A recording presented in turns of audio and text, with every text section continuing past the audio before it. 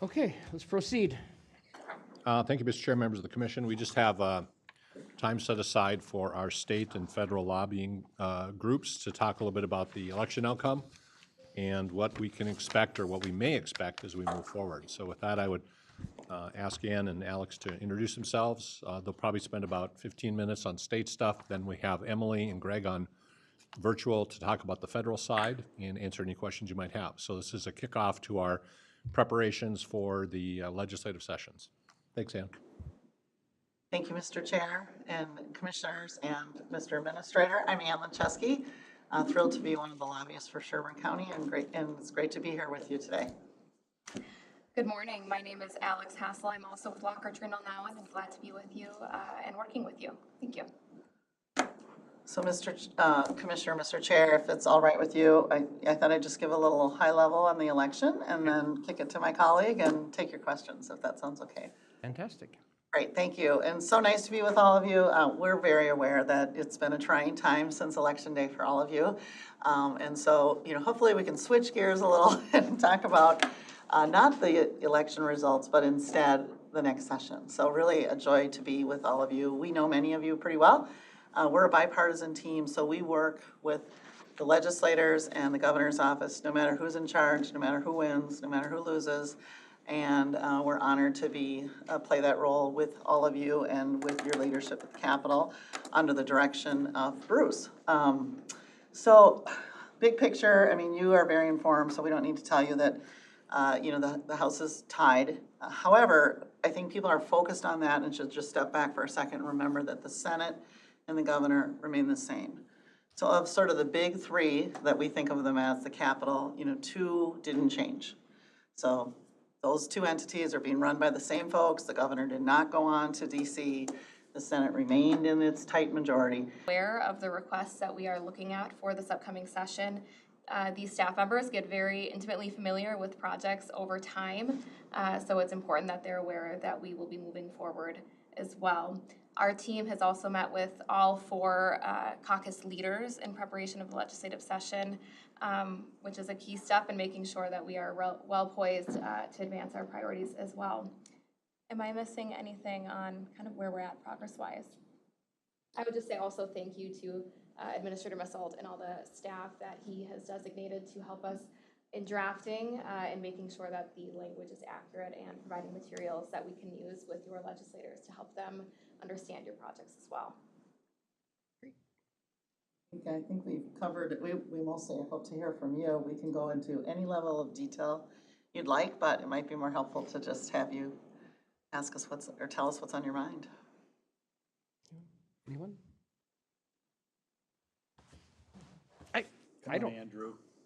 I don't really have a lot. I'm just kind of interested primarily in seeing how the balancing works out. I think it's going to have so much to do.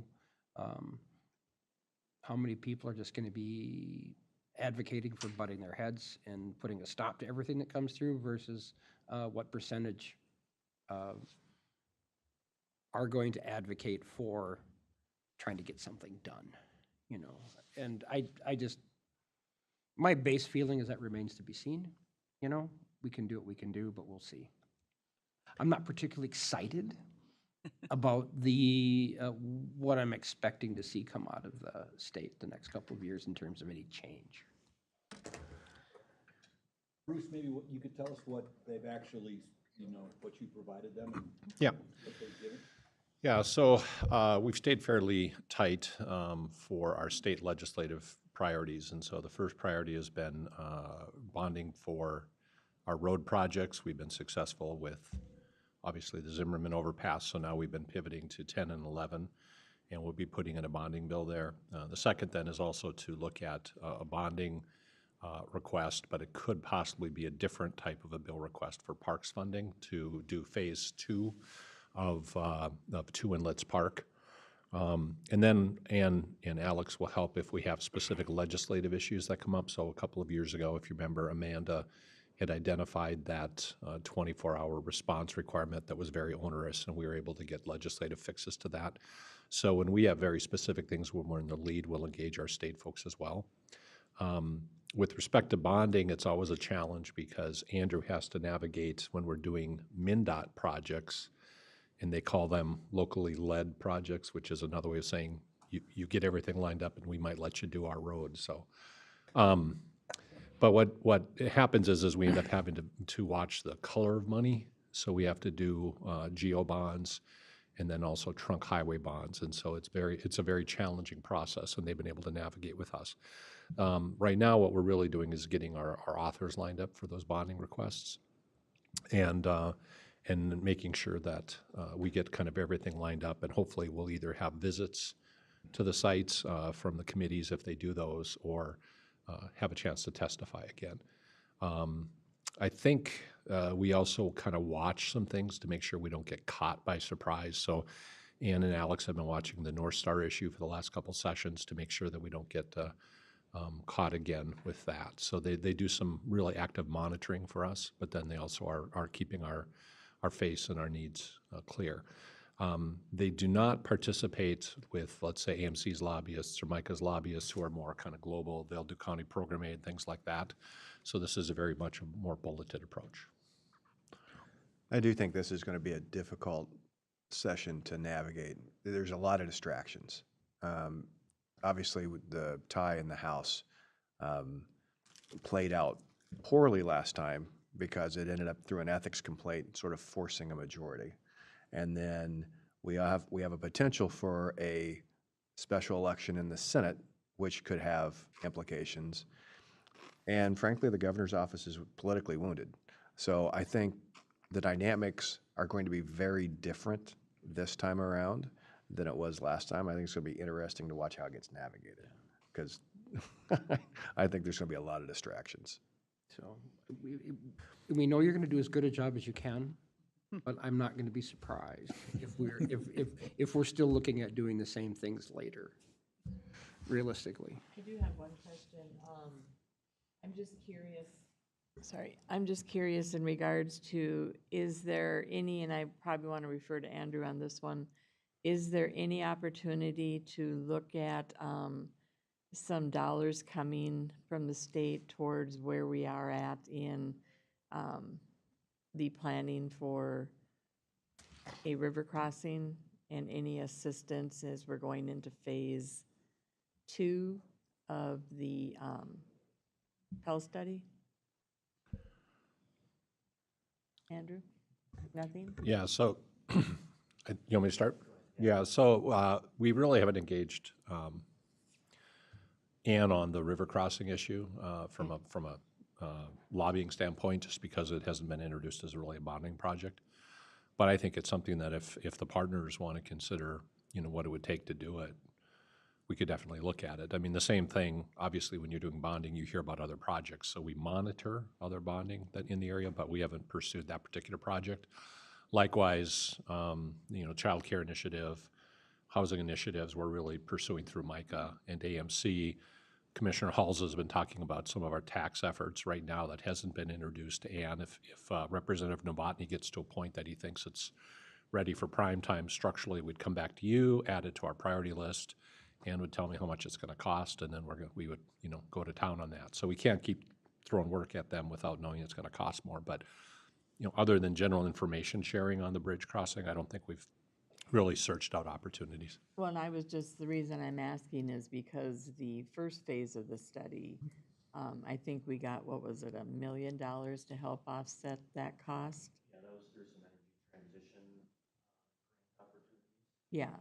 And to my understanding, moving forward as we're getting ready to go into the phase 2 study process, and correct me if I'm wrong, Andrew, that's got a huge price tag attached to it as well.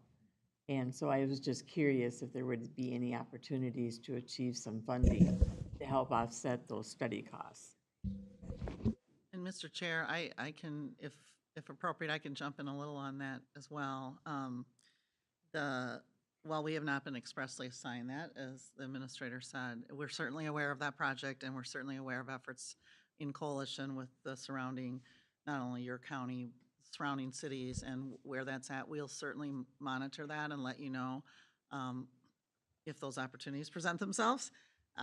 And we're, maybe a little helpful way to think about us is as you join in coalition to AMC, Micah, as you should, we are working on your specific Sherburne County pieces that maybe the rest of your partners don't really care about, or that you need to be the leader on, and yet you have all these communities that you're, leading for across the county. So we'll definitely keep that in mind and keep that posted. We've had some meetings on that to understand it better. One thing I think to think about from how Alex and I and the rest of the team who isn't with us here today would kind of address the divided government concern, because that's really real and what will happen. It is true that we don't know, but what I'd say is, the way I hope people will think about it, I'm actually pretty hopeful when one party runs the show, which is what we've just had, or the other. People kind of don't like that result either, right? So divided government often is a little more reflective of the state. What makes this complicated is it's got the tie in there too. But it should function fairly similarly, whereas Democrats can't just do whatever they want anymore. There is now House Republicans to say, we're not doing that. And we're 67, and you need 68 votes to pass a bill. And if Republicans say, well, now we're here, we're just gonna do what we want, they can't either. So usually the result of that is the far right and the far left kind of don't get what they want, and the middle, kind of the incremental change can happen. And then I think you have to layer on the budget on top. And so we'll see the November forecast come out, and that's what the governor sets his budget on. He's required to roll out his proposal in January, and it's just a proposal. The legislature works off the February forecast. So in March, everybody will finally know, what is the situation here? Do we have a deficit? Do we have a small surplus? And then leaders kind of start dividing up the pot. And the reason I am walking through that is the 4 leaders who were elected by their caucuses since the election. We know them all well, and they really are a great crop of people. I mean, really, both sides of the aisle have very good leaders. They have to get their caucuses to compromise. And that is the trick when things change, and that just takes time. So the 2 House leaders, they're really, I think most people at the Capitol think both Melissa Hortman and Lisa Damath are good people. And then in the Senate, which is Mark Johnson and Aaron Murphy, same thing. And the Senate's been in a 34-33 for multiple rounds. Before the Democrats had 34-33, Senate GOP Senator Miller from Winona had 34-33 Republican, and before that it was Senator Gazelka who had 34-33 Republican. So they're actually used to functioning in this razor-thin margin, and I think the caucuses have all elected people that are quite reasonable, and we haven't always seen that. That's just my personal bias, knowing them all, and I don't know if Alex wants to add to that, but I think it'll be hard to get a lot done fast. I think you're right, Commissioner, that things will come back. And they won't happen quickly, but also a lot of bad ideas will get stopped. It is one way to think about it too, because they can't get the votes to pass. So that's my thought. Yeah, and one thing I would add, particularly as it relates to what we're working on with you, is that, the budget will be the priority. They do have to pass the biennium budget, and typically a bonding bill is what we see, at the very, very end, after the budget is passed. The thing that probably is the least impacted by the tie is probably the bonding bill. That always needs a supermajority. So whether, it was Democrats who prevailed in leadership in the House, or if it was tied, or if it was Republicans, they're going to need all 4 caucuses to participate in that negotiation regardless. So from that standpoint, I think it's same kind of progress of seeing how the bonding negotiations work out, make sure that we are well positioned within them. And watch how that plays out. And then, of course, as Administrator Messelt said, next year as the MMB process with tours happens, getting ready to go forward with that and, keep marching away at the progress. As we pivot to our federal team, the one thing I would note that there is a reality factor, and that is the chances of legislation being undone that was passed in the last couple of years is also very slim. If there's a good reason to tweak it, modify it, and that can be a bipartisan approach, there's always that chance. But, when you heard Tammy talk about the employee safe and sick time or PFMLA or any of these other things, I think it's probably not realistic to think that they're going to get undone. So that's just a reality check. We're probably, as Ann said, we're not going to see dramatic shifts of policy like you did when one party takes over the trifecta. So with that, if the board's okay, we'll switch and let Emily and Greg jump on. And Mr. Chair, if I may, I just want to say a few comments. Just really appreciate the support of Sherburne County and your working so well with our local delegation as you've done over the years. Obviously, my pet project for many, many years has been 169 and 4, and we did it. Great thanks to you and our federal partners. So just want to say it's been great working with you, and I will continue to watch your support of Sherburne County as we move ahead. And Alex, welcome to the team. So thank you. all right, Emily, Keisha's going to make you nice and full screened here. And you're on mute. Oh, right. There you go. Yep. It moved the screen right when I was trying to get off mute. Hi, everybody. Good morning. I'm Emily Tranner. I'm the lead lobbyist for Primacy Strategy Group, your federal team out in Washington, D.C. And I am joined by my colleague, Greg Rubio, who is another day-to-day person on Sherburne County. Hello. So happy to be with you all today. And I don't think much has happened at the federal level that we need to report on. Just kidding. The elections happened 2 weeks ago today, and it has been I think a lot of people, conventional wisdom, all of the, sort of talking heads were somewhat surprised with the national election. I think folks were thinking that there might be a split in government, that the House would flip to the Democrats, but that did not happen. And as you all know, the the presidential was very much a toss-up, and it went, the way that it all came out was that it was a trifecta for Republicans in the House, the Senate, and the White House. So obviously, you guys are tracking that at the national news level, but wanted to just kind of give you a couple of scenarios that we're seeing come down the pike now that has been the election outcome, both for lame duck session, which is that time right now between the election and when the new Congress is sworn in, and then what we're seeing, what we think will happen during that time, and then some just key highlights for strategies and sort of how we're positioned as a county at the federal level in this coming biennium 2-year term, which the 119th Congress begins on January 19th, and then the president will be sworn in on either January 21st or 22nd, or 20th or 21st, excuse me, because of the federal holiday. So with the lame duck session with the trifecta, the sort of, the hope had been leading up from both sides of the aisle in both chambers is that we'd have a very productive lame duck.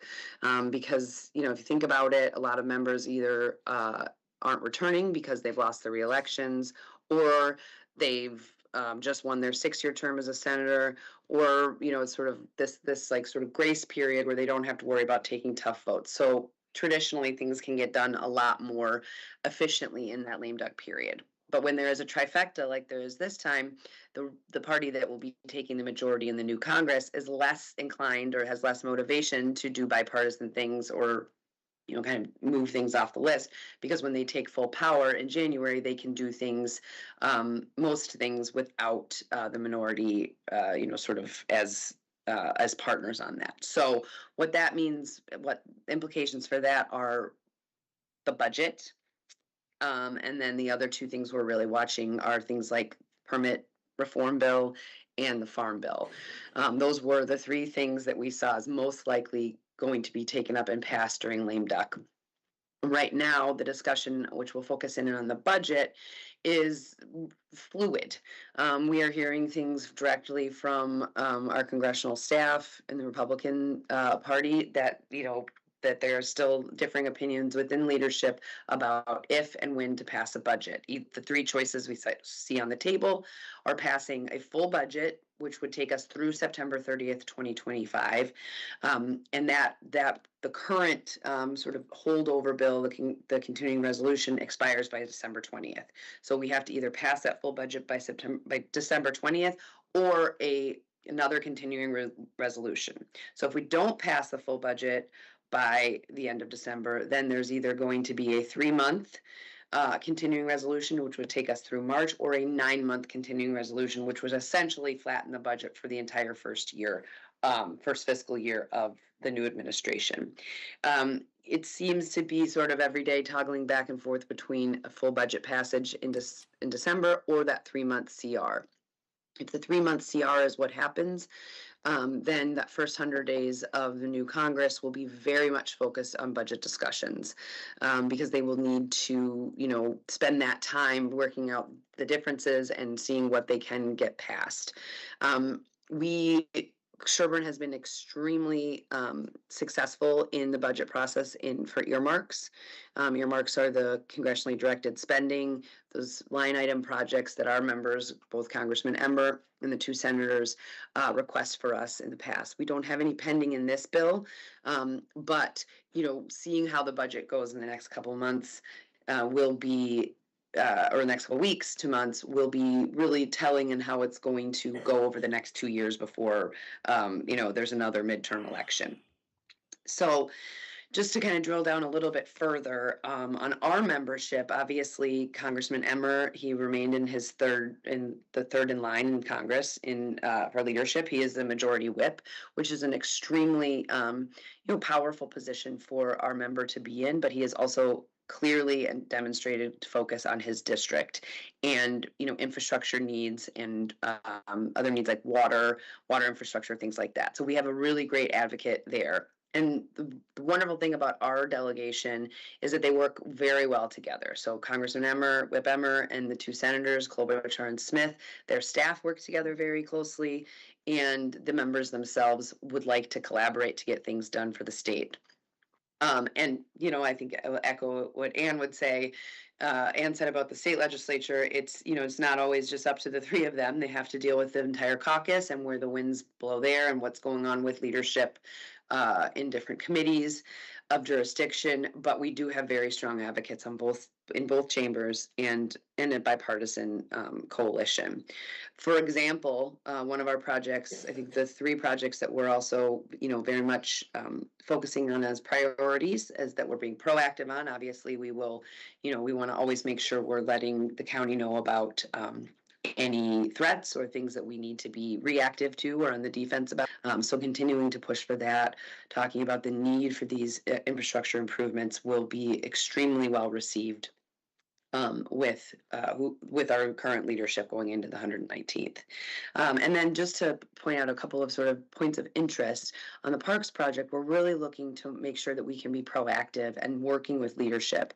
And the nominee for the Interior Secretary, who has jurisdiction all over national parks, but also natural resources and historic preservation, all of the kinds of and all tribal issues, is former governor of North Dakota, Doug Burgum.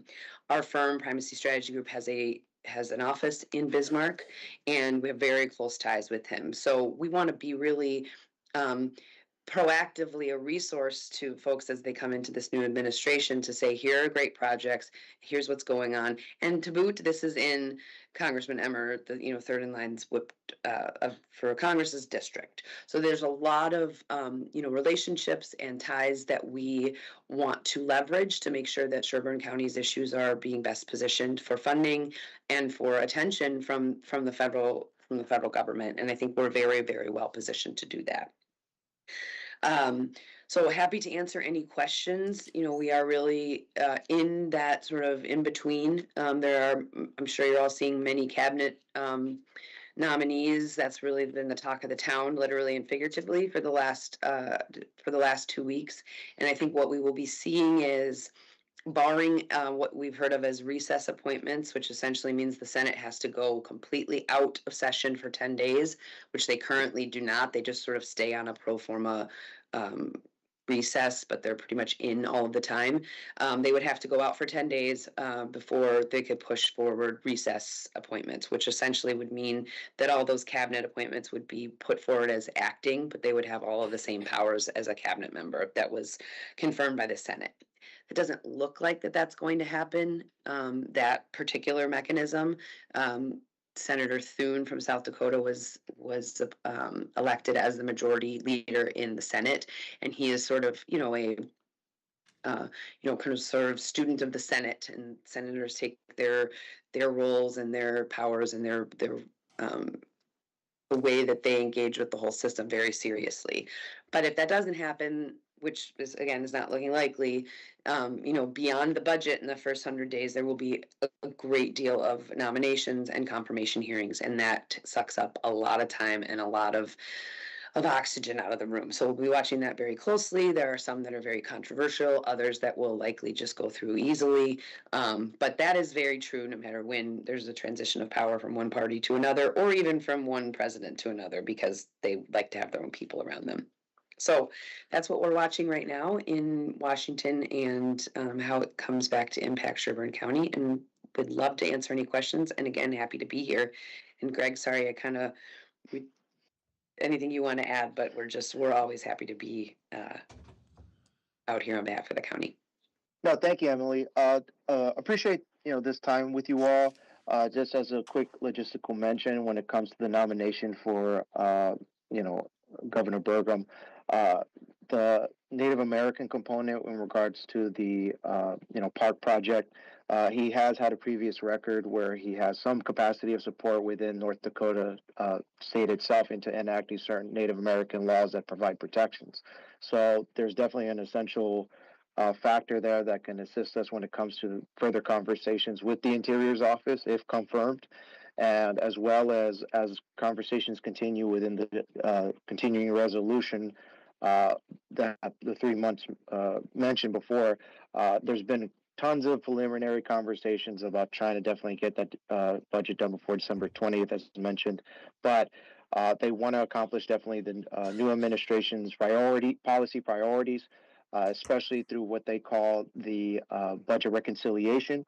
To those that may be not as familiar, that provides a fast-track process for consideration of bills to implement certain policy choices that embody like the annual congressional budget resolution. So it prevents a filibuster there and fast-tracks a lot of what this administration seeks to do before its first 100 days is up.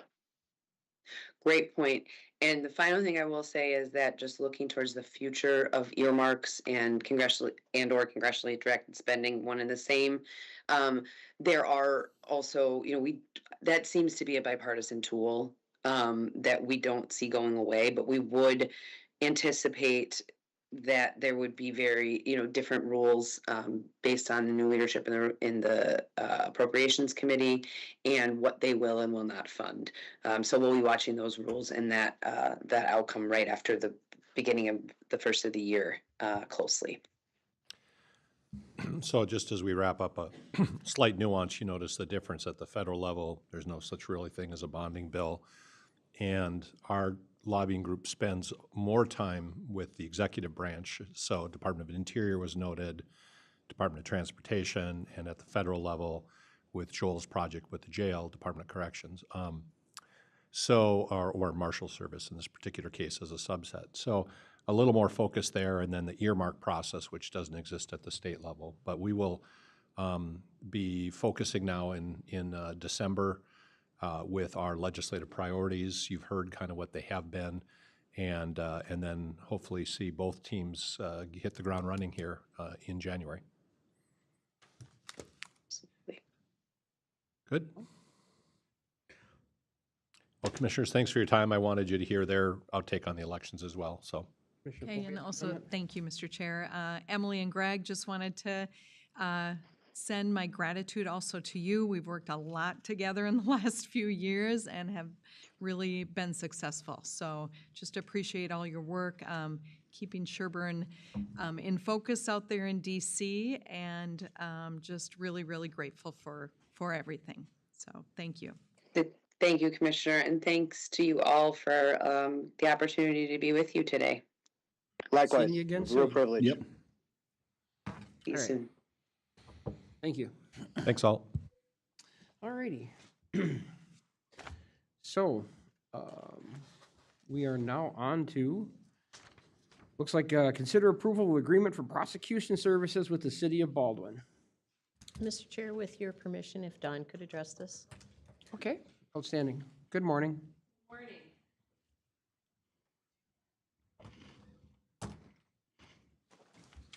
Good morning, Commissioners, Mr. Chair, Mr. Administrator. For your consideration this morning is a proposed prosecution agreement with new City of Baldwin. We did have a prosecution agreement very similar with Baldwin Township. Obviously, with the changeover and the restructure, we are looking to provide similar services. As it stands right now, we would essentially be doing that without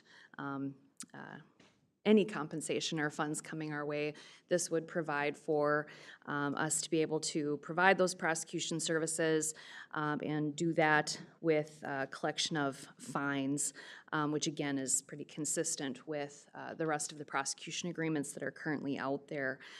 We do anticipate, should the board approve this, agreement, that looking at a more robust agreement or amendment in the future, not only for this jurisdiction, but for all of the jurisdictions with which the county attorney holds prosecution agreements, just so that we better delineate what our office does and doesn't prosecute for different violations within those municipalities and townships. We were hoping to hear whether or not Baldwin did approve this last night. Unfortunately, we did not hear that. I do know they had a considerable agenda last night. So what we would be looking for today is if the court does, excuse me, you can tell what I'm used to saying, if the board does not, you did, congratulations, just by me, but anyway. That we would be looking for an approval contingent on Baldwin City approving this as well. And obviously I can entertain any questions, but I think that it is, it's pretty standard to the other ones that we do have. Okay. Does anybody have questions? Mr. Chair, I'll move approval and authorize the county attorney to execute an agreement to prosecute state law violations within the newly formed city of Baldwin effective November 18th, dependent on the Baldwin's decision with whatever more words you need there. Perfect. I'll second that. Okay, Commissioner Philby motions, Commissioner Gray seconds. Is there any further discussion? I just have a quick question, Mr. Chair. I'm just curious now, this is kind of the similar agreement that we have with all of our cities in the county to do their prosecutions? It is. Same language? Okay. Yes, it is. And when we would look at bringing something else forward to the board, like I said, that might be more detailed, we would also do that with the idea it would be across the board for the different jurisdictions. All right, thank you. Outstanding. So if there's no more discussion, all those in favor say aye. Aye. Opposed, none, motion carries. Thank you very much. Thank you. And then the next item will be receive, review, and accept the Auditor Treasurer's monthly report. Good morning. Again.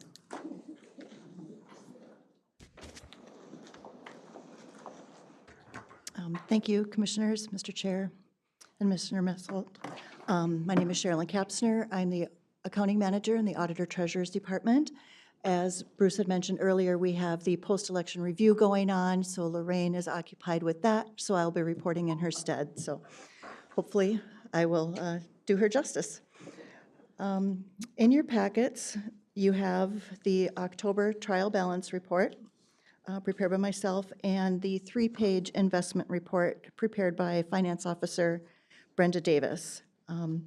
Investments are currently above budget by $1,739,251.67 at the end of October. Interest earnings year-to-date total $2,822,585 compared to $2,369,266.41 last year, leaving us ahead by $453,318.59 from the previous year. The general fund balance shows we are currently behind that of last year's balance by $3,543,437.79. This general fund does include the current ARPA funds balance remaining of $2,625,198.82 and the Recorder's Compliance Fund of $517,673.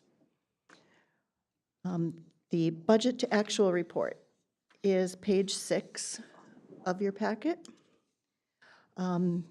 This report is reported by function. It is also in a modified accrual report, which is different than the cash basis of the fund balance report, just to reiterate that. The tax settlement distribution. The settlement will be posted before the end of November, and payouts to towns, cities, and special districts will be made by December 2nd. The school districts received their estimated payout already, so that is why the school district fund is overdrawn. That is Fund 84 on the fund balance comparison report. I'm sorry, Fund 82, excuse me, Fund 82. The Department of Revenue received their estimated period 2 payout as well for the state general tax. That payment of $2,828,078.09 has been paid out of Fund 81. The proposed tax notices. The TNT notices are in the mail as of November 12th. A proposed 2025 tax rate sheet and the actual 2024 tax rate sheets are enclosed in your packet for your information. Elections, Bruce gave all the election updates, and I'm sure the next update from the post-election review will be coming at an upcoming board meeting. Does anyone have any questions on the report as presented? Any questions? No, very, very clear and succinct, and I'm pleased to see our investments are up. That's kind of it's a good piece of news to have. Yeah, definitely. Do we need a motion to accept the report? Usually we do Need a that. motion to accept the report. So moved. Moved by Commissioner Holtz, I'll second. second by Commissioner Danilowski. Any further discussion? I just wanted to say, my TNT reports are on my kitchen table, so Okay. Mine too. they got there. They got there quickly. Yep, Great. yeah, I got mine also, so. Okay. Any other further discussion? All those in favor say aye. Aye. Opposed, same sign, none, motion carries. And let's move on to. Thank you. No, I put my agenda over.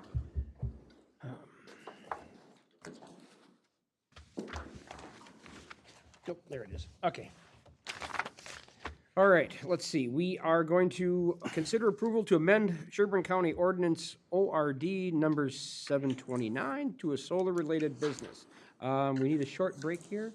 Yeah, I need to remove myself from the day as there's a potential conflict of interest. Okay. So we'll wait for a few minutes, or a minute or so. Alrighty, I feel like we can proceed. Thank you. Good morning. Good morning, Commissioners and Board Chair. So this first item, Planning Commission recommended approval. Livonia Township was opposed to leaving the general rural district in as an option for a solar farm-related business. The applicant here was Xcel Energy asking for the amendment. The location of where Xcel Energy is asking for this to go in is in the agricultural district. If the board were to choose, they could remove the general rural district from an option for solar farm, and if someone wanted to do that in the future, solar farm related business, and if someone wanted to do that in the future, they could apply to amend the ordinance. At that point, Xcel had not specifically asked for general rural. We do allow solar farms in both the general rural and ag district. Staff thought that there was a nexus there that may allow for it, but we do have a township that was not necessarily in agreement with that. Okay. Anybody have any questions? Yeah, were any of the other townships object? They did not. And what was the reasoning for, did Livonia give a reason for the objection? Not that I recall specifically, they just didn't feel that that was an appropriate use in the general rural district. Mr. Chair, and it was quite a lengthy objection written out, and from what I surmised was they were just concerned with what they viewed as a potential conflict of having it in general rural with housing in those locations and that type of business right around it. So that was basically the majority, if I read it correctly, their concern. Could Yeah, we- Mr. Chair, their concern when they compare themselves to the western side of the county, Livonia is much more residential, and they saw that as a conflict with the call that I had from them. So you just kind of went through an option that we could choose that would make it more favorable to Livonia and the XL. Yes, something so that- under letter C, under the proposed amendment, you could amend Section 8, General Rural District, Subdivision 4, interim uses, add solar farm-related business. If you were wanting to, you could approve the ordinance amendment except for letter C, and that would remove it from the General Rural District. So it would stay focused in the ag district. Correct. So, And was Excel wanting solar in the ag district or in the general rural district? They had only asked for it in the ag district. Oh, I see. Okay. so I wasn't really going to comment on this, so we moved to motion, but we're not getting there. So, where are you going to put a solar-related business, except next to the solar farm, right? I mean, it's a maintenance facility, right? So, we don't have the super huge solar arrays going in on other parts of the county, so it's kind of a moot point. I don't think that there is anything, Sherco 4, which I just found out during a meeting I had last week, is about 1,000 acres. Hadn't put any time into that. That's going on the western part of the county. If something like that changes, it might be, but even if somebody has a large grouping of the smaller solar farms at some point, you're going to want to put that maintenance facility in immediate proximity to those. So I don't have any issues with this at all. Regardless of your stand on solar energy, we're getting it, it's coming, they need to maintain it, let's let people go to work. That's just my thing. So I just want to be clear on the proper way to phrase the motion. So we would approve this with the exception of item C? In the General Rural District, correct. Okay. And I'll make that motion So the approval without, just for the agricultural. correct, Okay. yes. Somebody want to second that? Second. Okay. Commissioner Foley makes the motion. Commissioner Halt seconds. Any further discussion? Hearing none. All those in favor say aye. Aye. Aye. All right. That works. Thank you very much. And let's see, what do we have next? What's permission of a special use permit for occasional special event bars acres? So this was before you back in October, I believe. Staff went back, added some additional conditions. You can see they were outlined for you in your packet.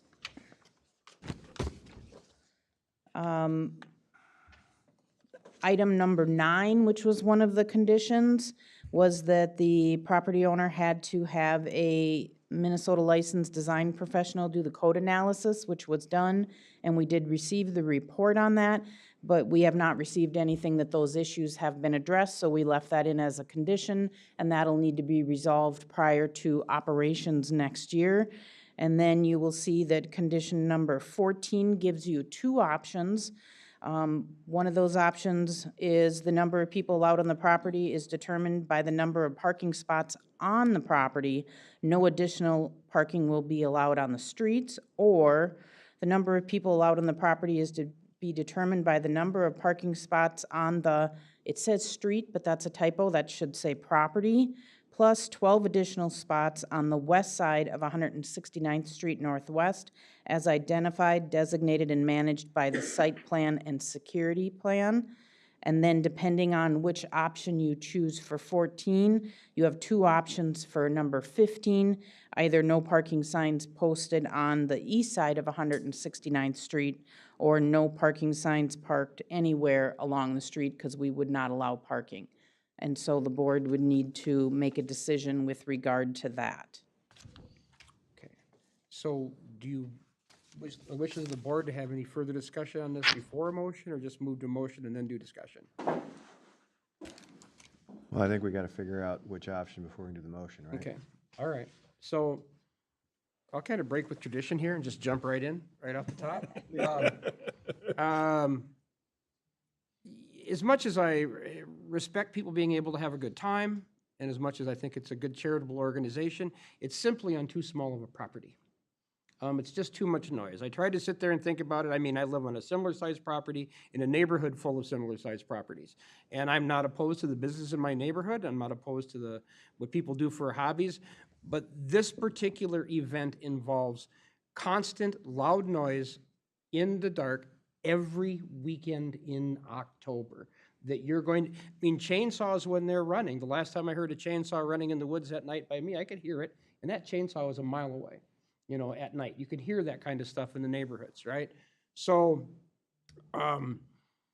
it's just an awful lot. I mean, people want to be able to sit there, the neighbors want to be able to sit there and have a quiet bonfire, everything else that people like to do outdoors in October. The massive number of restrictions on this, I mean, requiring the sheriff's department to be there, but then people can't park in the road and they're gonna have to do this. That's gonna put the sheriff's department right in the middle of a bunch of additional conflict. Because people are gonna wanna show up when they show up, they're gonna wanna park where they wanna park. So now the actual conditions, although very, very reasonable, and something that you should have if you're having a large event, because of the facility it's located in being too small to be realistic, it's gonna cause additional things. So, that's it. I'm just jump right out and say I just think it's the wrong game in the wrong neighborhood. Anyone else? I understand, I agree, it is a challenge by all means, and I want to be aware of what the impact it does do to the neighborhood for that month of October. But the conditions that we are putting on it, I think, are maybe helping to rein it in a little. Like if we would choose to possibly not allow parking on the roadway and just whatever they can park on the property, which to my understanding was what, Lynn, 25 parking spots? Mitch, do you remember? I want to say 37, but I could be wrong. I thought it was 25, but I could be wrong as well. You think it's 37 possibly? Well, that's what's in my That might head. be total, maybe 25 on the property and 12 on the street. Maybe that's what it was. Yeah, I thought it was 25 on the property. Under the findings, it says 28 parking spots on the property with an additional 12 on the west side Okay. of 169 at one point. And having been out there, and it is, I mean, when it's nighttime, it's dark out there, you're not seeing a whole lot. I think it would be of the best interest to not allow the parking on the street.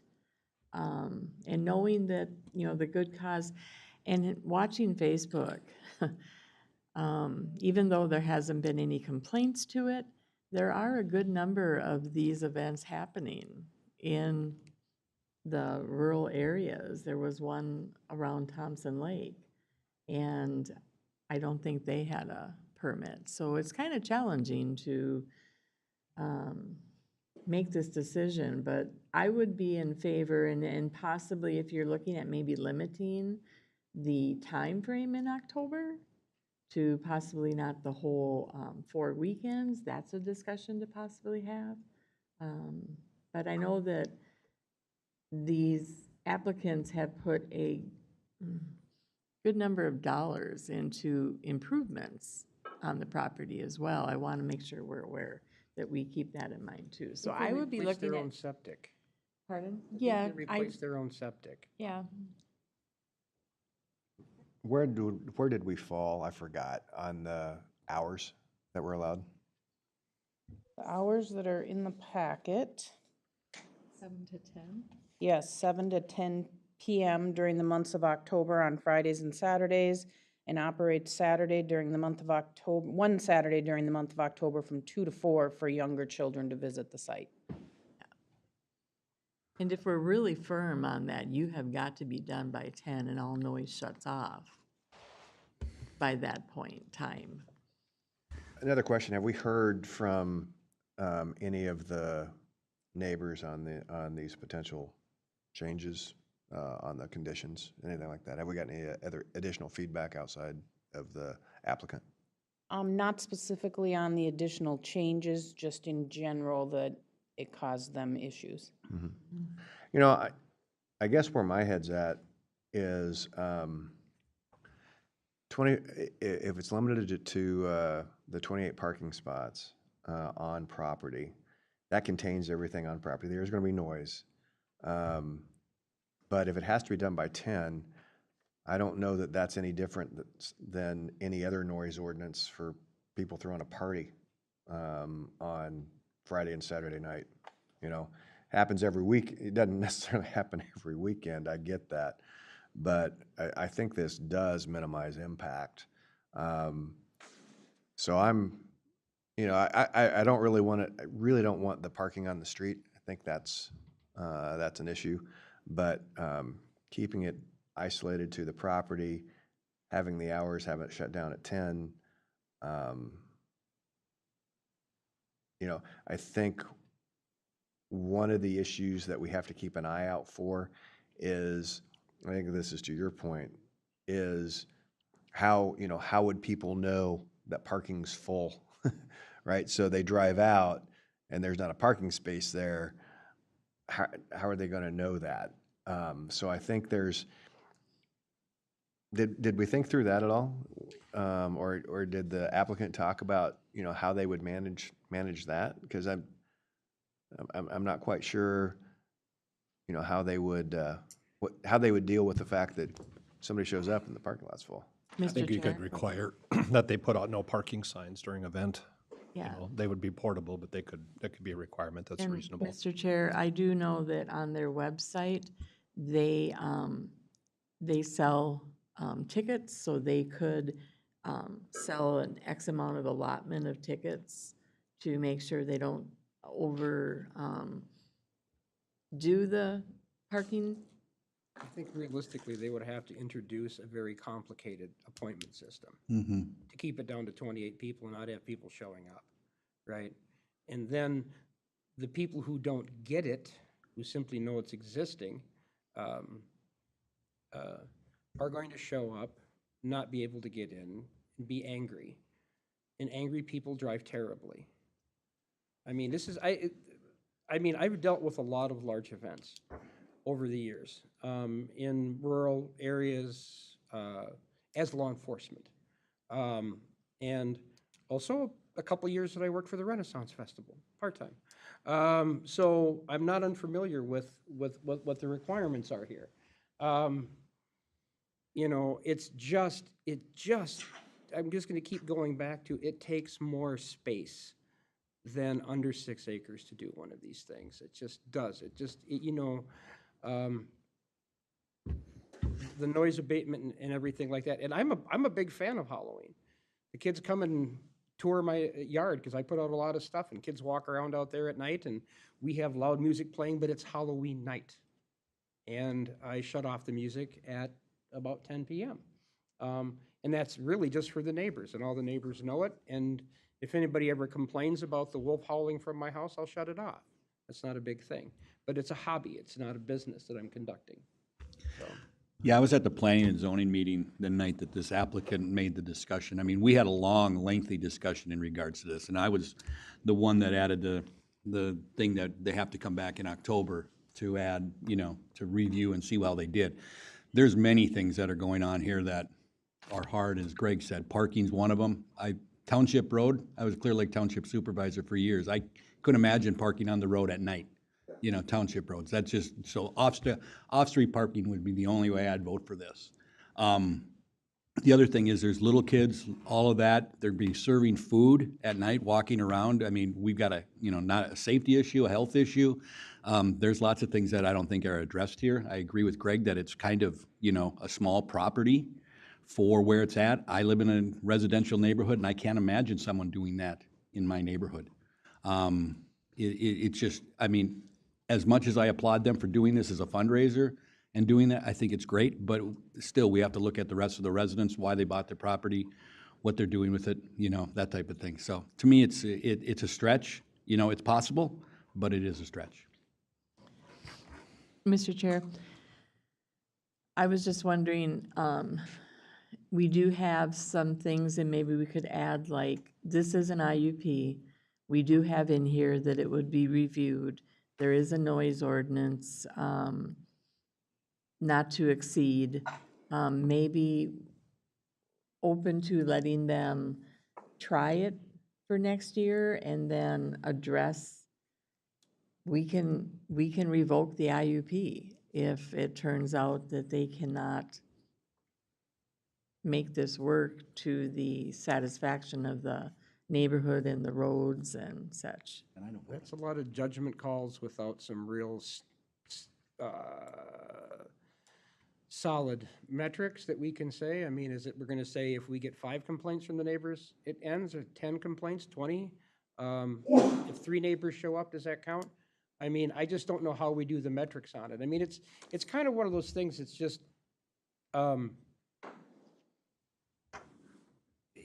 exactly how you manage it just depends so much on individual people who are trying to put it on and make it bigger. So that kind of, you know, if you're trying to have a big event, you don't necessarily want to rein it in. That's, like I say, I mean, obviously I've already said I'm pretty well against. So I'm just really on the fence with it. Well- Because I'm in favor of, you know, a property owner being able to use their property for how they want to use it. I also think it has to be done in an appropriate area. So I'm sympathetic to both sides. I'm trying to figure out a way to make it work. I almost want to add, if we were to pass it, I would almost want to add a condition that requires the applicant to provide an attendance control plan to limit the number of attendees to the capacity of the on-site parking. That is actually in there. If you look at number 14, number of people allowed in the property determined by the number of parking spots. Right. And then the signage is in there.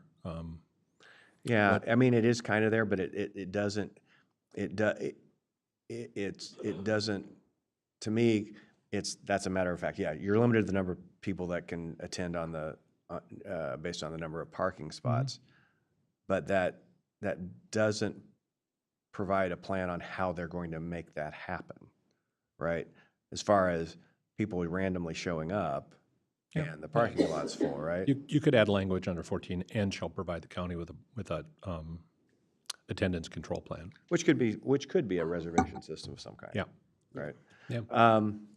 So I think that'd be reasonable to put that in 14 and provide the county with a attendance control plan. And I always go back to, whenever you're looking at individual rights, is your right to swing your fist ends at the end of my nose. And I think in this case, it's gone past the nose. As a little. One logistical issue that we're going to have to tackle here is if you decide to go in a different direction, your direction was provide conditions for approval. If you're going to deny it, we need to calculate the 60-day rule real quick and see if we have time to prepare conditions for denial for another board meeting, or we might have to do them here today. So did you want to take a look at that real quick? Make sure that because the next meeting is the 3rd of December, and if we're beyond 60 days, then it gets automatically approved, so. Yeah, it's either late December or. I don't know if you want to look real quick, yeah, so. So in this, Mr. Chair, comments that I have not specific to this project or this property, but I think I would recommend the board in the future we kind of have a hybrid process to planning and zoning, that it goes to them with a recommendation, just a recommendation to us to approve. It's a challenging process. So it's something that we started looking at one time, and I would recommend looking at that again, that many counties, the buck stops with their planning and zoning decision. So it doesn't come to the board for final. Correct, Bruce? Or the public hearing is held in front of the county Yeah, board, or- and the planning commission is just simply an advisory body without the public hearing. So there's 3 different structures, and we can talk about it when we do that workshop, yeah. Little side note, I think this whole process is something I'd recommend the boards pick apart in the future, because with us not hearing the public hearing, I think that puts us at a disadvantage. I do think also that if the board wanted to strengthen item 20, which now we just have the right to revoke, you could say this permit is in effect for 2 years. Lynn believes that you could put a time limit, and you could say it's just in effect for 2 years, and they're going to have to demonstrate over 2 years. Or if you want to do 1 year, I'm just saying, you know, right now we have it, you get the permit, we can revoke it if you're concerned it's ambiguous. Just say the permit's good for 2 years, you're going to have to reapply. Then we'll have the facts when they reapply. And we did do that once with a haunted trail in Livonia Township previously. And you say 2 years as versus 1 year, because why? Well, I just think it's a reasonable, you know, let them run it. But if you think their history, they've had that reasonableness, you could say 1 year. It just means it would operate in 25, and then you have to reapply for 26. Theoretically, spring of 26, you could have a conversation. How did it go? How well was it? Did we have parking concerns? Yeah, so. Well, I'll make a motion, and we can vote on it and see where we land. I'll make a motion to approve with on-site parking only. Okay. The necessary no parking signs put in place, and amend item 14 to also include an attendant management plan to ensure that that attendance does not exceed the required number as associated with only on-site parking. Mr. Chair, could we also amend under the findings, number 4, that currently states adequate measures have been or will have been taken for sufficient off-street parking and loading space to serve the proposed use? And the answer was yes, the applicant has parking space to accommodate up to 28 spots on the property with an additional 12 on the west side of 169th, and we would cross off the additional 12 on 169 in the findings. Yeah, and I'll amend that, and I'll also add that this permit is for a period of 2 years only. It's open for 1. And if I understand that right, we would just take out current condition 20 and just put in that. So you would replace existing condition 20 with 2 years.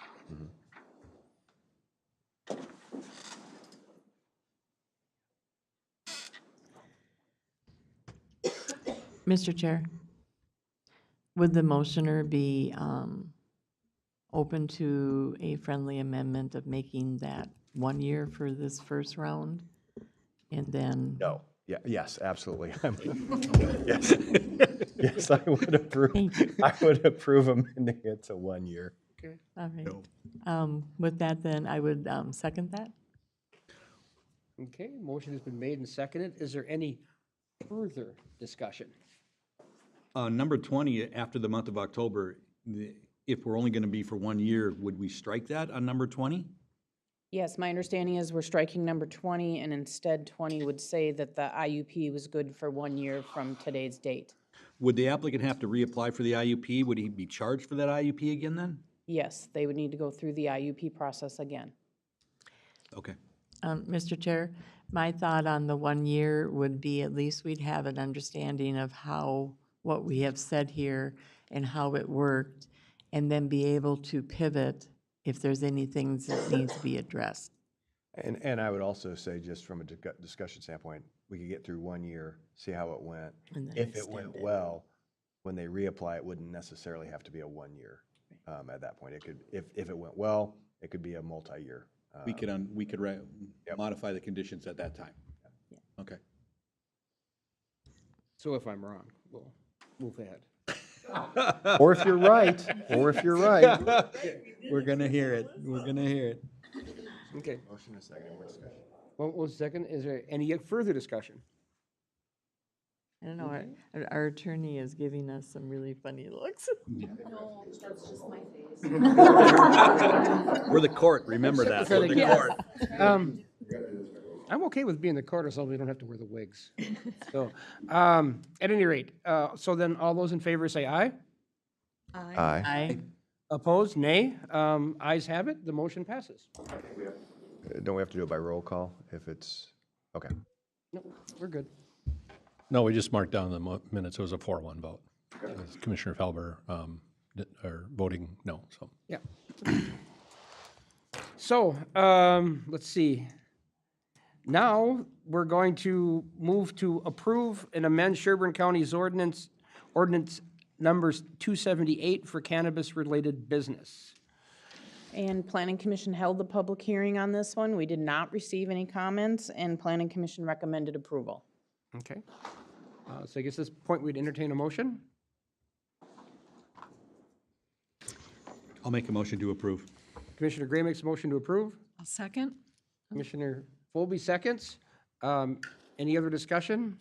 Mr. Chair, I just wanted to make a comment that I am hoping, I know that I see on upcoming workshops, we're going to be looking at the public health part of this and working to make sure that we put some things into it on the Health and Human Service side because of what is, I've spoke to the point that there are things that are going to be coming at us based on underage use, the things that happen with what this new, this is these are more, how would I say, this isn't like the pot of the 60s and 70s. This is very much extremely beyond that. So I just want to make sure that in doing this, we're getting the process done, but looking to bring it back to make sure that we are putting things in regards to what we know in Health and Human Services and the things that are going to come to us.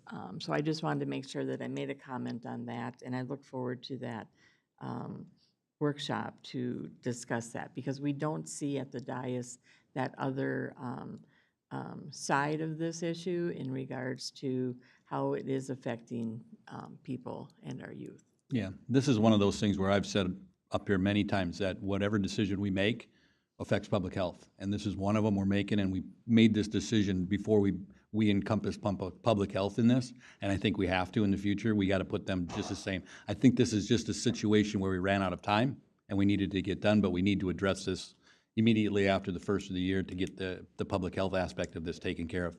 Yeah, there's no question. I mean, I just recently read another study that was pointing towards the use, the repeated use of high-potency cannabis and its relationship to genetic markers and the actual changing of genes that are passed on to offspring. So, we're just at a point right now where we have to pass this because we have to have something.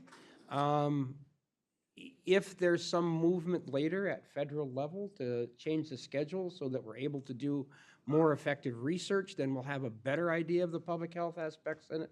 But right now, we simply have to do something, whether we want to or not. So this is that something. Yeah, I just wanted to make sure that that got on record.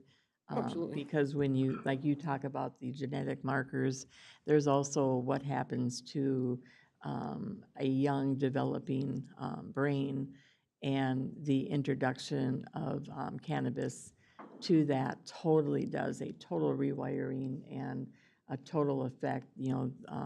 I've heard many times the psychosis effect that, I'm losing the word of what it is, but it basically sends you into a definite split personality psychosis. Yeah, there's some markers pointing towards schizophrenia, personality disorders that can be used by youth. I mean, but that really applies to any chemicals introduced into a growing brain. So, that's pretty standard.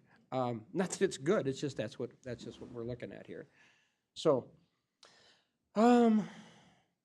anything else? All right, then all those in favor of passing an ordinance doing the best we can, please say aye. Aye. Aye.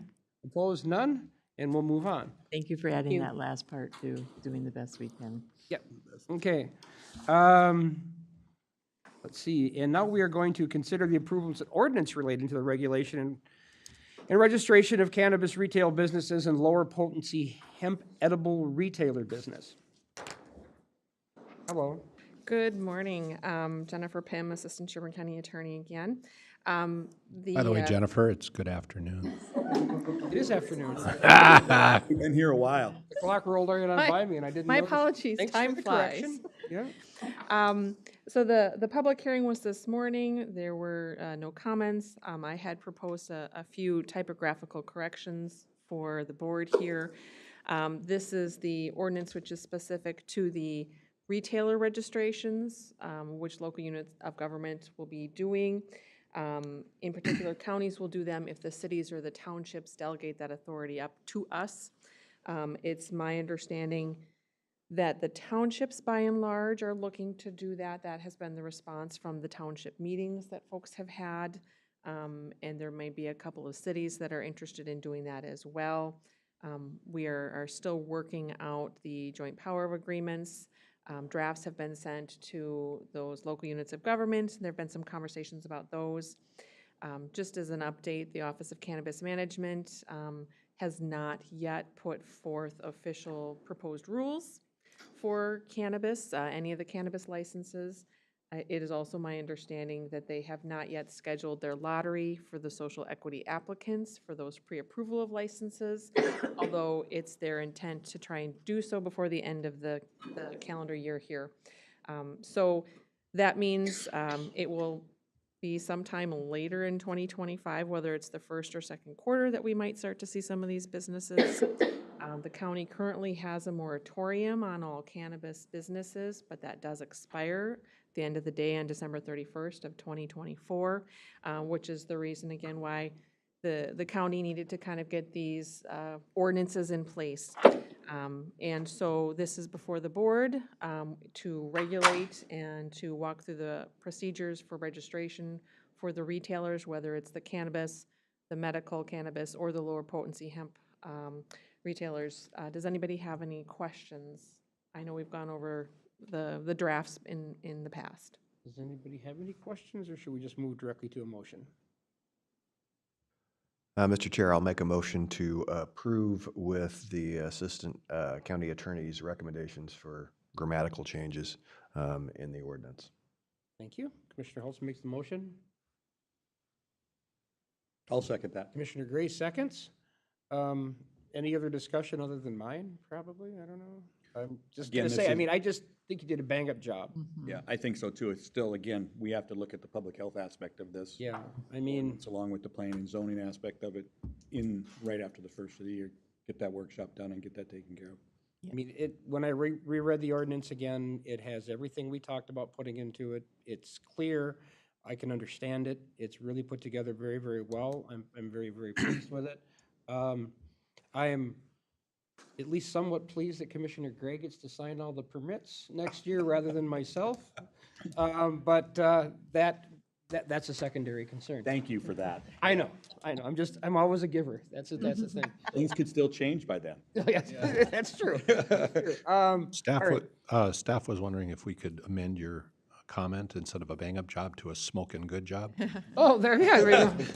I missed that pun Seriously. entirely, did I not? Yes, absolutely. It's a smoking good You job. missed your opportunity. Yeah, There right you there. go. All righty, then, any further discussion? All those in favor, say aye. Aye. Opposed, same sign, none. Motion passes.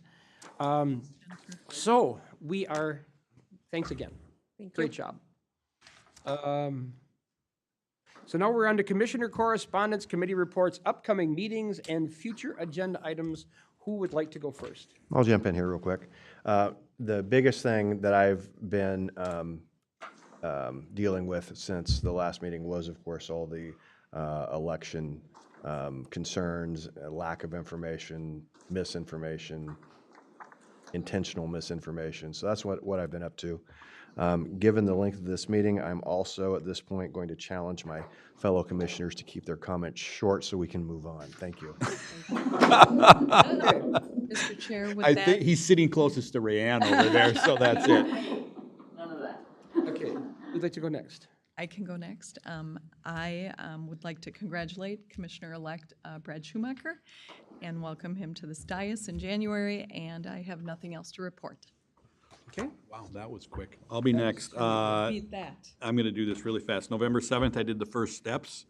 November 13th was the MICA meeting, which is concerning because Matt Mossman retired, or didn't take, he moved on to University of Minnesota Duluth in the finance department up there, assistant chancellor or something. So we're gonna be having a search committee. The executive committee will be finding one. December 2nd is the deadline for applications. Bruce, if you have anybody that you would recommend for that position, they were looking for that. Otherwise, November 14th, I did the SWCD, and last night I did November 18th, I did the CEC meeting extension. Outstanding. Very quick. I'm done. On November 5th, I had a phone call with Kate Dewan from AMC to plan for a presentation at the annual AMC conference on housing needs. And she has secured the Minnesota Housing Assistant Commissioner, Renelle Ray, and the Director of Local Housing Programs, Jennifer Bergman. On November 6th, I had the Solid Waste Advisory Meeting. November 7th, I attended the Rum River Housing Summit up in Princeton. It was a very good meeting, lot of great discussion, and I'm looking forward to that group continuing their work towards providing affordable housing and the needs of the homeless and such. So, yeah, so. Also then, November 12th, we had the canvassing of the general election. November 13th, attended by Zoom, the NACO CEWD committee meeting, and there was a lot of discussion. We aren't the only ones across the nation. Affordable housing and housing in general is an issue. There's a lack of it, and it isn't only here in Sherburne County or the state of Minnesota, it's across the whole country. And looking at ways that we can address that and move the needle. Also attended the Big Lake Township meeting that evening, November 14th. I attended the Big Lake Sup Coalition meeting, and from there I went down to Brooklyn Park and attended the Transportation Alliance annual meeting. And at that point, there was a recognition of one of our fellow county commissioners out of Stearns, Joe Persky, received a Transportation Advocate Award. So congratulations, Joe, on all of your hard work and advocacy for transportation in our state. And then also attended the St. Cloud Area Planning Organization meeting, APO, referred to, and had a lot of good discussion on how to cost share on some things when they come up in regards to some of the studies that are required, and then from that point on, how we're going to share, and it was decided that we'll cost share on the cost for the planning part of phase 1, which would be the environmental study, and then the next phase to it would be bore by the cost would be bore by the affected government entities, such as could be St. Cloud, could be some of the other partners. And also they are out this week lobbying for some of the things that the APO has discussed as some of their top priorities, and one of them is the US 10 improvements that the study has indicated are in need of updating. Also the Minnesota 15 and Minnesota 23 improvements, that is that big intersection going through St. Cloud. Also supporting the Aviation Workforce Development Program out at the airport, and also requesting some consideration for through the reauthorization bill and increase in transportation funding, and reducing or eliminating local match requirements for planning funds, and also had some discussion referring to passenger rail. And they are also in the process of looking to find a bridge location for another bridge crossing across the Mississippi. And I think that is pretty much it. Yep. No, thank you very much. I shall endeavor to be quick. On 11.5, assisted and monitored the election night process. We've covered this at length, so I will not flog that expired equine anymore. Votive notes, Violent Offender Task Force up there in St. Cloud. We did get Stearns County was designated as a high-intensity drug trafficking area. That doesn't sound great, except that that designation gets additional federal funding for actually fighting narcotics trafficking. So that is a good thing. I went to the Highway 169 redefined ribbon cutting. It was great. That was a good thing. I did a lot of the same election work that Commissioner Hultz was doing, but I did spend a lot of time actually contacting a bunch of the candidates and other people who were affected by this, had a lot of conversations over the course of the weekend, and those will be continuing. The Canvas Board, we did that. That was, a lot of folks were there, but, you know, we were able to polish that up fairly quickly. We answered a bunch of questions afterwards for people who had come. I did want to mention that while I was out of town this week, or last weekend, at Dell's Cafe in St. Charles, I met the owner of a company called Grain Handlers, which makes corn dryers and other types of multi-purpose grain dryers. And they are actually have one dryer that they've modified for the processing of hemp at this point in time. And they're already selling those. Those are being used in the markets where they're drying the hemp preparatory towards grinding it down. What I think is interesting about this is that as we move into those markets, you can see that people who from different areas are actually moving to start moving those markets forward and making that kind of stuff possible. It wasn't like I wasn't sitting next to a whole bunch of hippies that, you know, were dope smokers. They just were like, well, somebody needs a dryer, I'm going to make them a dryer. That was interesting. I went to the Sherburne County Safe Roads Coalition and Fatal Review. Stop arm violations are still a problem. I don't know why people can't get it in their head. When you see that school bus in front of you, get ready to stop. Get ready to pay attention and get on the brakes. Nothing you are doing in your daily life is so important that you want to run over somebody's kid. I can guarantee you, you will not enjoy that process. Let's see, I had a tour of the XL Waste Energy plant at the Walmart plant.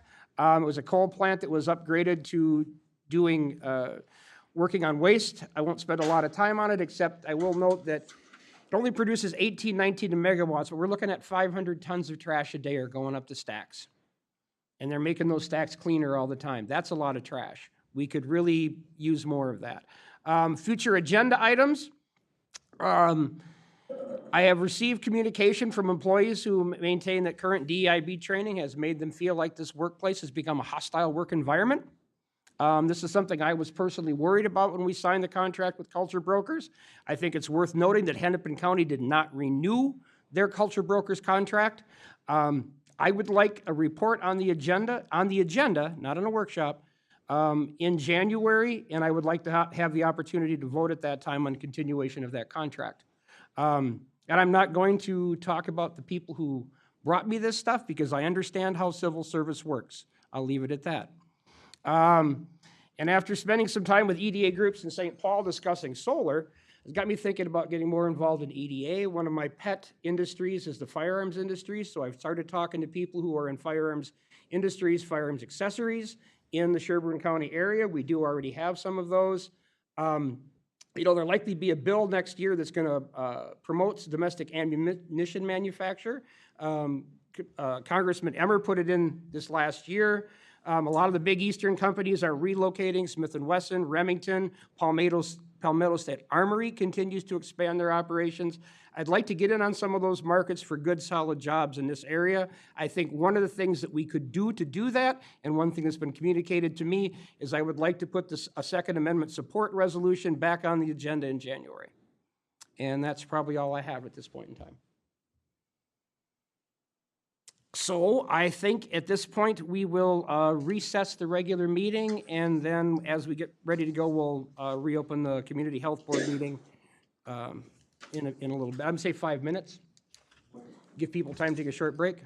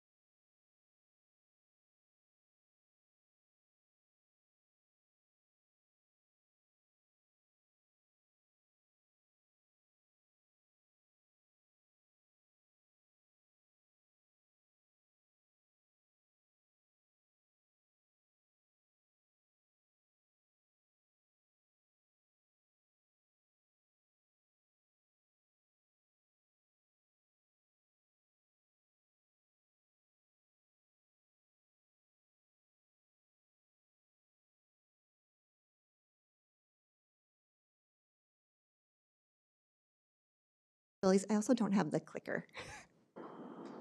Right. I know I'm holding everyone up between lunch, so I do recognize that. So just a quick recap of the foundational public health responsibilities. It's really what's driven a lot of our change with our division this last year. So those capabilities are on the bottom. We call that the foundation, like literally the foundation of it. And those are the cross-cutting skills that we need to really do all of the public health work going forward. And at the top are the little circles, and those are the foundational areas, and those are programs specific to services and activities that are population-based, so not individual-based. And these should be available to anywhere in Minnesota, to any person, regardless of where they live, what their zip code is, or who they are.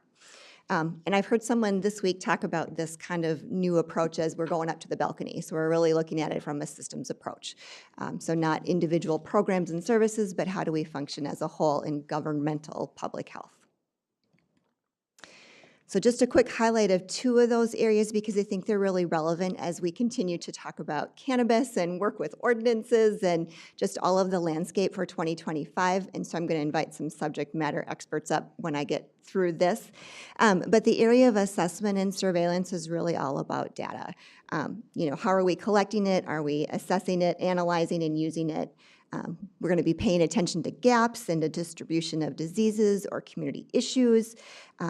We should be ready to prioritize and respond to data requests from commissioners, from partners in the community, from individuals. We do conduct our community health statewide improvement assessment, and we are actually in the middle of that right now.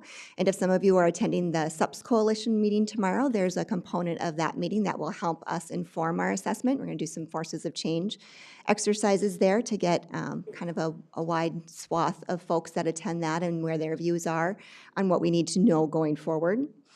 And then just disease awareness. So we are always thinking about measles and tuberculosis and really looking at the labs and that detection process and using that data to make decisions. And when we're thinking about what assessment and data might look like when we're thinking about cannabis, we certainly know that we are going to need some data systems for collection. We have not done this kind of data collection to this capacity in public health in my experience, so really looking at what systems and softwares will help support the work.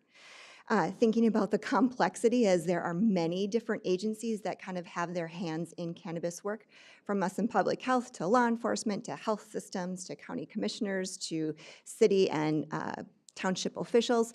We're really going to be gathering a lot of information to really understand the story of what kind of impact this has had. We've also thought about what is the return on investment. We've put a lot of resources into ensuring that this cannabis landscape is what the community wants and what does that mean for us and how many resources and things we're investing in that. And then also just the unknowns, what happens to employment? What happens in the education sector? What is our economy going to look like? Mental health, substance use disorders. We're going to need data to help us make decisions on what that looks like. The second one, I've had this up a few times in the past, so this is about policy development and support. And so for us, we really are thinking about who are the subject matter experts that we can bring to those decision makers. That may be public health, but it may be partners in the community, it may be our healthcare system, it may be our school officials. We're thinking about health and all policies, and that's really to help inform and influence policies being considered by other governmental and non-governmental agencies that can improve the physical environment, social and economic conditions affecting health, but are really beyond the immediate scope of governmental public health. We don't have the decision-making authority, but we can help inform and bring resources to those that are. Thinking about compliance and regulation, you passed some really good things. There's couponing in the cannabis ordinance. There's also some hours of operation, but how does that look for enforcement and what does that look like for compliance? So we're thinking about that. And then we talk about equity in all policies, so thinking about the demographics and who this affects. Is there a group that benefits? Are there groups that are disadvantaged? And really thinking about what that looks like for us going forward. We've also done some shifting with really thinking about root causes of all substance use, and so thinking about what that looks like in policies for tobacco and alcohol. And we'll talk a little bit more as that comes up. So with that, I'm going to call Alicia up, and I'm going to have her do, oh, no, I'm not. one more slide. I'll call Alicia up next. But wanted to give you an update on the cannabis funding. So we did get an award amount from the Minnesota Department of Health for $120,000. And that's effective now. As soon as we get the agreement signed, we still don't have the agreement with all of the actual grant language, but expect it'll be pretty similar to the things that were proposed earlier. So we're excited to have that award amount and move forward with that. We'll bring that to you hopefully in the next couple of weeks. Now, Alicia.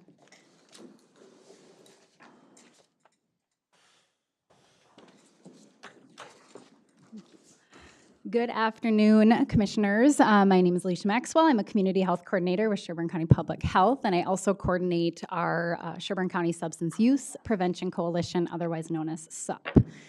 So in my nearly 10 years here, actually in a couple weeks, most of my work has primarily been focused on substance use prevention, building a lot of relationships with our community partners and leaders, but also helping shape our policies and programs related to substance use. So happy to be in front of you today. You may recall receiving this document that's in front of you in September that proposed some of the health protections for consideration in our cannabis ordinances. These safeguards are really important for minimizing cannabis-related harms and costs by limiting access, exposure, and marketing, and they also encourage healthy behaviors and norms. There is a quote often reflected on in prevention work that if we want health, we must promote health. And despite its simplicity, this quote holds a significant relevance when we think about our approaches and the messages they send. And so as a community, we can share responsibility to protect the health and safety of our residents and our families. We can better accomplish this through collaborative efforts and informed policies safeguarding health, especially as it relates to the legalization of impairing substances like cannabis. So with that in mind, we would like to recognize and celebrate the protections that were included in the county's cannabis registration ordinance, which you can see highlighted here in green. There are 3 of them.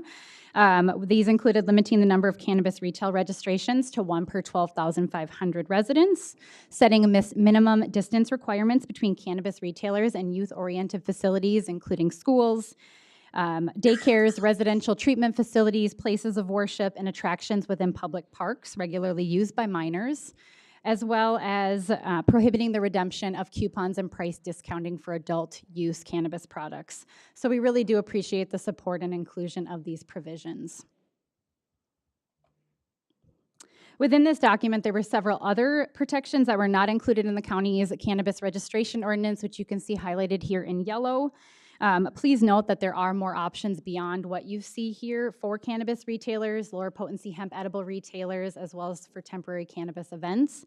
However, we do understand that we needed to establish regulations prior to that end of December, early January moratorium expiration, as well as needing to support our townships since they too were looking for an ordinance and we're looking to the county for guidance. But we do look forward to exploring what these additional public health protections could look like in greater detail in early 2025 and really appreciate the comments earlier regarding that support to really look at minimizing those cannabis-related harms and the associated costs that we do anticipate to come. And now I'm going to invite up my other colleague, Cara.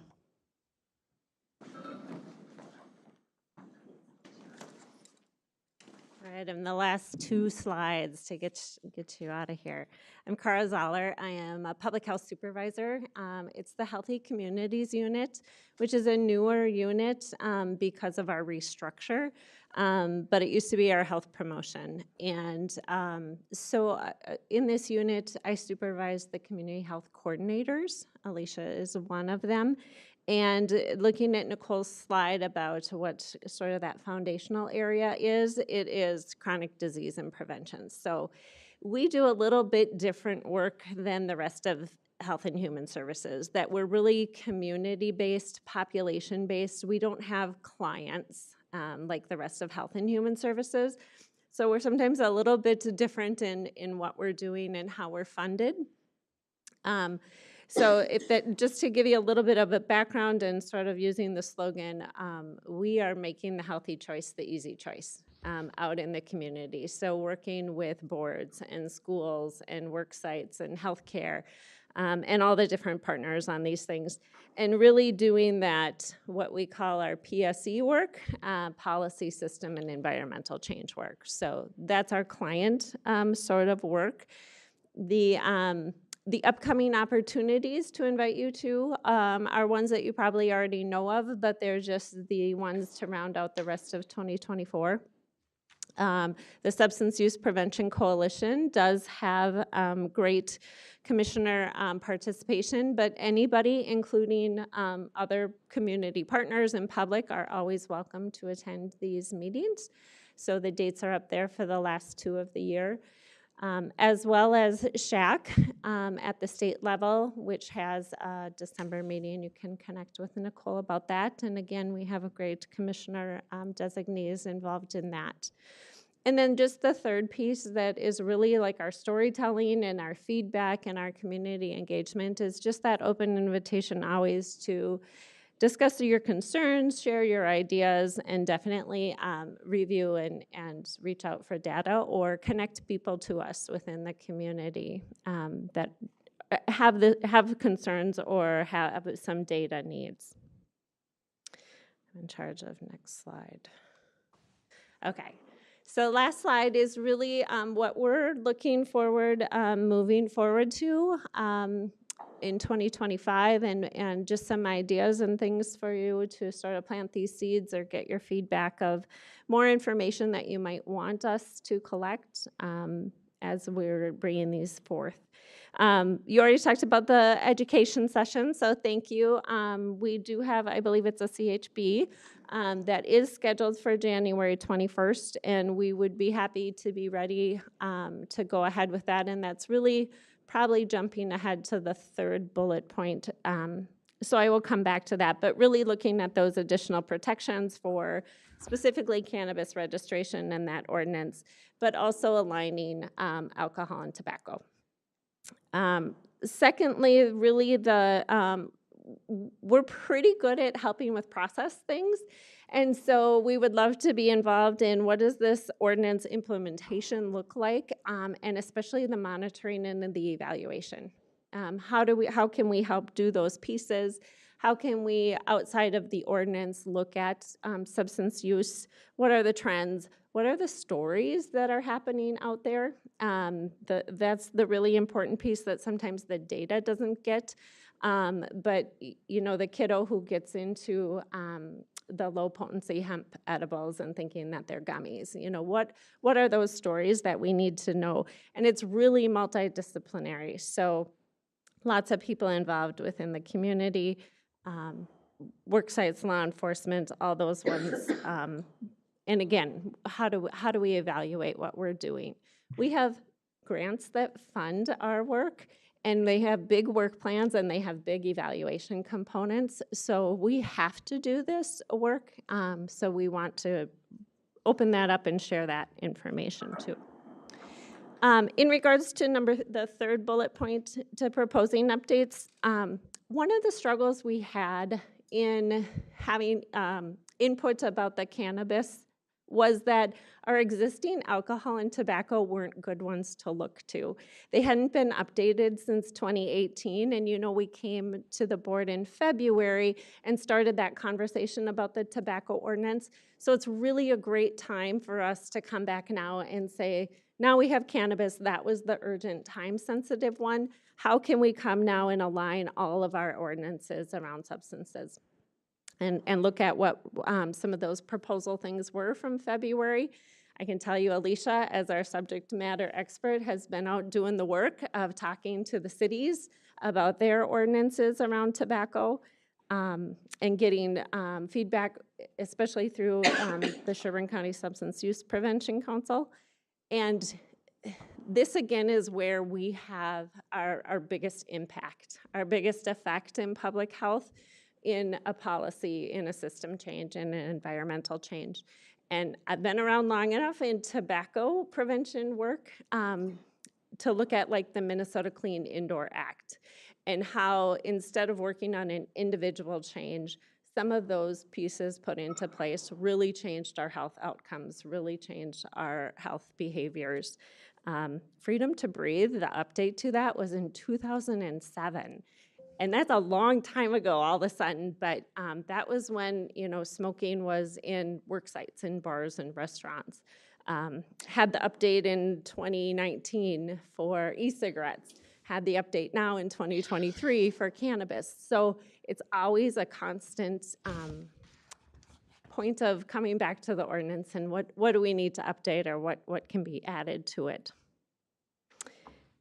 Fourth bullet point, I'm kind of a broken record on this one because it is a part of our statewide health improvement grant that we need to, as a grantee of a local public health or tribal health, to work on having a tobacco-free campus or grounds policy.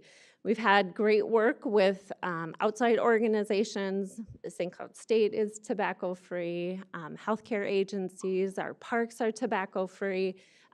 This is the one, and so I've come, and here's the heads up, I'll be coming again, and I really hope it's the last time that we can implement a tobacco-free, and if not, then I'll have to be persistent and keep coming back, and so we'll do that, but it's a good time to talk about that as a work site, about tobacco being still the #1 preventable healthcare or health issue, and really tie it with, I like where the county is going with like total rewards, some of those pieces, including our healthcare costs and insurance. The fifth one might change a little bit with what we're talking about, but really looking at public health has been doing the compliance checks, and for the county and the cities, townships for alcohol and tobacco. And maybe we've missed the boat in not having some sort of letter of agreement or including that in this JPA and what that looks like. We're in a really unique situation with the cities and the townships in that as a county, public health, we really are their public health.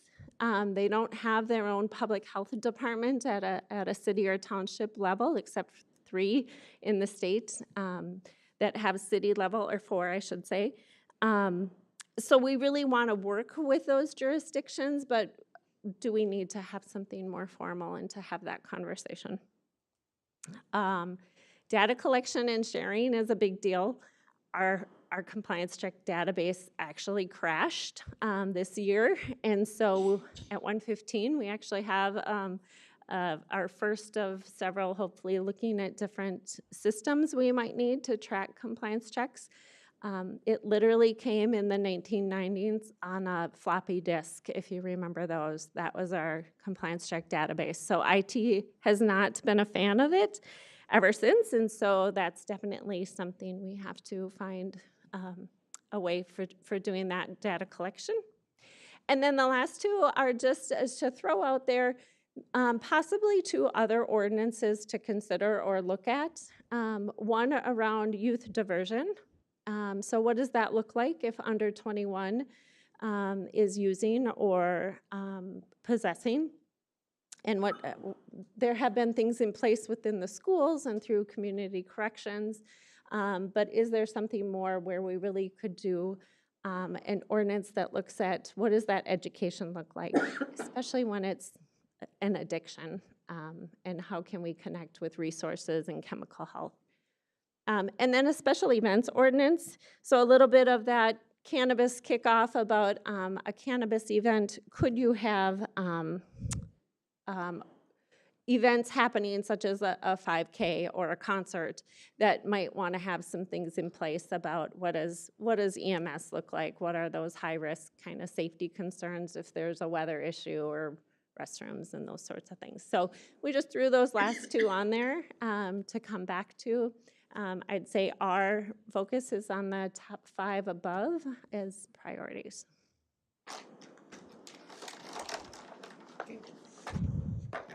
Open for any questions for our group? Do you have any questions? No, I was just going to say thank you for the presentation. On the I guess the one piece, you know, I'm looking forward to sooner rather than later would be the tobacco-free campus. You know, silly me, I thought we were already a tobacco-free campus, so I would look forward to having that in front of the board. And I would be more in favor of that, but I'm not going to tell people who spend their days working in close proximity to some of the most violent people in North America, and certainly the most violent people in the state of Minnesota, that they cannot walk out on their break and have a cigarette. So I would be in favor of tobacco-free campus for all public zones, but I don't want to be telling having worked in that kind of environment before, and at that time I did smoke. Of course, we could smoke in the buildings up in part of my career there, but it's just something that I would really struggle with that myself. But then again, it's not uncommon that I'm the one no vote, so I'm not. It's okay. It's okay. It's okay. It's okay. We'll look forward to Don't need that to tell you, Barry. conversation.